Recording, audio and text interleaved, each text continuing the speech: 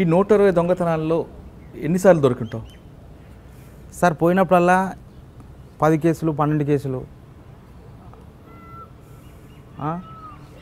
నేను ఎప్పుడు 2-3 కేసులలో పోలే, 6-7 కేసులు 6-7 కేసులు పోతే మళ్ళీ 6 నెలలు సంవత్సరం అంటే ఆ కేసులను అయిపోయాక రాకపోదును. కేసులకు తిరుగుడు మనతో కాదు, లోపల ఉండాలి, కేసులను ఖతం చేసుకోవాలి, మళ్ళీ రావాలి, మళ్ళీ బయట ఫ్రెష్గా చేయాలి. ఇల్లు ఫ్యామిలీ గేమ్లు లేవు. కానీ ఒక్కసారి కూడా మీ అమ్మగారు నాన్నగారిని మారమని చెప్పలేదు? నేను పోనుగా సార్ ఇంటికి. వాంటెడ్ అయినంటే జైలుకి వెళ్ళి బయటకు వచ్చినా ఇంటికి ఒకసారి పోతా, వాళ్ళని చూస్తా, మంచిగా రా, ఓకే రైట్, పండుకున్నట్టే చేస్తా, కథం వచ్చొస్తున్నానంటే బయటకు వెళ్తా, కథం జంప్, ఇక మళ్ళీ ఇప్పుడు ఫోన్ మాట్లాడాలనిపిస్తే ఏదైనా క్యాన్వాస్కి వెళ్ళి ఫోన్ చేసి మాట్లాడుతుండే, ఇక వాంటెడ్లు ఉంటుండే నేను. కానీ మా అమ్మ నాన్న ఎప్పుడు వద్దురా అని చెప్పలేదు? వాళ్ళు అదే మొత్తుకుంటారు సార్. ఇక రామాయణం స్టార్ట్ చేశారు, వద్దురా బిడ్డ నీకు ఎందుకురా, మంచిగా బతుకురాలరా, ఇంటికాడ ఉండాలరా అని. ఆమె ఏడిచిన రోజులు ఎన్నో ఉన్నాయి. ఏ అమ్మ వీళ్ళు ఇంత సోది చెప్తారా వీళ్ళు. నేను చిన్న ఉన్నప్పటి నుంచి ఏం చేయలే, నాకు ఏ పని రాదు.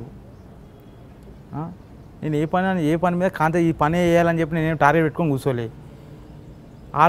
ఆలోచించే టైంలో నాకు లేదు.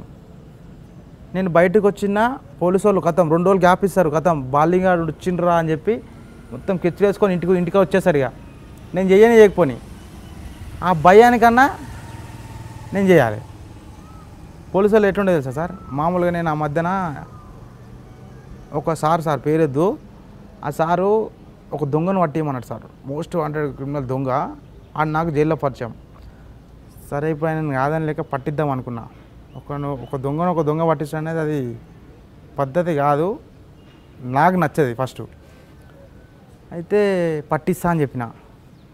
ఇక లాస్ట్కు పట్టిద్దామని ఫిక్స్ అయినా సార్. ఇక నేను మంచిగా మారాలంటే వాడిని పట్టేయాలా అని చెప్పి చించలగూడ జైలుకి ములాఖాత్ పోయినా, వానితో మాట్లాడినా, వాని నంబర్ తీసుకున్నా, వచ్చి ఇద్దామనే లోపే నన్ను అరే నేను రారా కలుస్తా అని చెప్పి కానిస్టేబుల్ సార్ పిలిచి సార్ నేను లోపలేమని లోపలేసేసి పిలిచి నాకు మైండ్ బ్లాక్ అయిపోయింది. అబ్బా పోలీసు బుద్ధి రా, పిలిచి మరి లోపలేస్తారా నాన్న అని చెప్పి అడిగిన. అన్న నీతో అవుతుంది కదా నన్ను బయటికి తీసుకొచ్చాడు అంటే, లేదురా సిఎస్ఆర్ రావాలి, మాట్లాడాలి నీతోని, అప్పుడే నువ్వు బయటకా లోపలికా అన్నాడు. అట్లన్నా సరే అని చెప్పిన. రాత్రి తిన్నా పన్న లాకప్లా. పొద్దున్నే ఒక లాండర్ కానిస్టేబుల్, నేను ఎవరో తెలియదు ఆయనకు, వచ్చారే బాబు బాత్రూమ్ అన్నాడు. బాయ్ అని చెప్పి చాలా గోడ దింకి జంపు. వీళ్ళు క్రైమ్ వాళ్ళు ఉంటే నాకు హ్యాండ్ కప్పులు అవి వేసి తీసుకోతారు బాత్రూమ్కి. నేను పోతే మళ్ళీ రాను, బాత్రూమ్ పోడే మళ్ళీ ఒత్తిడి ఉండేది. వీడు ఎస్కేప్ అవుతారా నాయన అని చెప్పి 4-5 ఉంటారు. నేను బాత్రూమ్ పోతే అక్కడ వచ్చింది కానిస్టేబుల్, మొత్తం గోడ దింకి జంప్ అయిపోయినా. నాకు ఫుల్ జ్వరం వచ్చింది సార్. నేను వేరే మా చుట్టాలింటి కాడ వండుకున్నా. మళ్ళీ అల్వాల్ పిఎస్ వాళ్ళు లేపారు నన్ను. వారం గ్యాప్లా నా దగ్గర అఫెన్సులు లేవు, నేను ఏం దొంగతనం చేయలేదు, ఏం చేయలేదు, నా దగ్గర రూపాయి లేదు. నేను పానంబాలకి నేను ఉంటే నన్ను పట్టుకొని ఆ సార్ చనిపోయిండు, కానిస్టేబుల్ సార్ జమదార్ ఆయన. అరే బాలింగం 50 తులాల బంగారం రికవర్ కావాలి, లేకపోతే నీ ఈపు విమానం అవుతా అంటుండు డైరెక్ట్. అబ్బా ఇది కొట్టేది చంపుతారా నాయన అనుకున్నా నేను. ఇక ఏం కాలేదు, నాకు అర్థం కాలేదు. చల్ అవ్వ ఇట్లా కాదని చెప్పి మళ్ళీ అల్వాల్ పిఎస్ కొత్త కట్టిరు సార్. ఫస్ట్ ఎస్కేప్ నాదే అందులోకి వెళ్ళి. అంతకుముందు ఏ పోలీసు ఉంది ఎస్కేప్ అయ్యావు? నేరేడ్మెట్ పొల్యూషన్. అప్పుడు ఎవరు సిఐ? అప్పుడు సిఐ పేరు తెలియదు సార్. సిఐ పేరు తెలియదు కానీ రాజేష్ సార్ ఎస్ఐ ఉండే. ఆల్వాల్ పోలీసులు పట్టుకొని తీసుకొచ్చిన తర్వాత అల్వాల్ పిఎస్ వాళ్ళు పట్టుకొని వచ్చినాక రంజాన్ పండుగ అది, మొత్తం బందోబస్తు పోయారు అంతా.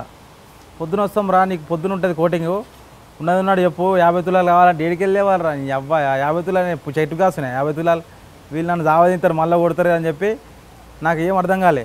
మళ్ళీ సేఫ్ ఇచ్చేసినాడు. ఏడా నేరేడ్మెట్లు అయినట్టే మళ్ళీ వచ్చారు. అరే బాత్రూమ్ పోరా అన్నారు. బాత్రూమ్ అయినా మళ్ళీ రాలే.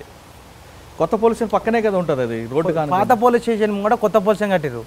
బాత్రూమ్ మొత్తం అద్దాలు పెట్టి దాని మీదకి మళ్ళీ గ్రిల్ ఉన్నది, అద్దాలు అనేది పక్కన పెట్టి గ్రిల్లు మొత్తం బల్లం కొద్ది ఉడవికి పక్కన పెట్టి ఎస్కేప్ అయినా. ఎంబడి పడ్డారు, దొరకలే, భయం కొద్ది దొరకలే. ఒక 2 గంటలు చేంజింగ్ అయింది అల్వాల్ మొత్తం గల్లీలల్లా. ఒక 30 మంది ఎంబడారు నా ఎంబడి, దొరకలే. ఆల్వాల్ పోలీస్ స్టేషన్లో పారిపోయినప్పుడు 30 మంది చుట్టుముట్టినా దొరకలేదా? దొరకలేదు సార్. వాళ్ళు రోడ్డు మీద ఉరికొస్తే నేను బిల్డింగ్ల మీద ఉరుకుతున్నా స్టంట్లు. వాళ్ళు రోడ్డు మీద ఉరికొస్తే నేను బిల్డింగ్ల మీద స్టంట్లు చేస్తున్నా, అలా దొరకలే. అప్పుడు ఎవరు సిఐ? ఆ సీఐ పేరు అంత గుర్తులేదు సార్. అట్లా సీఐ ఎవరో ఎస్ఐలో ఎవరో తెలియదు. వాళ్ళకి నేను కలవక ముందుకే ఎస్కేప్ అయ్యాను. నైట్ వచ్చినా పొద్దున ఎస్కేప్. అప్పటి నుంచి ఇప్పటివరకు నేను మళ్ళీ పోలీసుని అడుగుపెట్టలే. కానీ తర్వాత మరి ఆల్వాల్